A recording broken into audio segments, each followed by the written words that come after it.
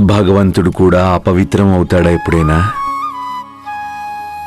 ఆయనే స్వయంగా అందరినీ పవిత్రుల్ని చేస్తాడు. ఆయన అందరి కష్టాల్ని హరిస్తాడు. ఆయన్ని ఎవరైనా ఎలా పవిత్రం చేయగలరు? ఈ సమస్త సృష్టిని రచించినవాడు ఆయనే. మీరేమనుకుంటున్నారు? ఈ పేదవాడి నుంచి బంగారు హారం కావాలా? అయినా భగవంతుడు అంత క్రూరుడా చెప్పండి? మొక్కు తీర్చకపోతే ఇలాంటి శిక్ష విధిస్తాడా? అలాంటి మనస్తత్వం మనుషులకి ఉంటుంది. భగవంతుడు వీటన్నిటికీ అతీతుడు.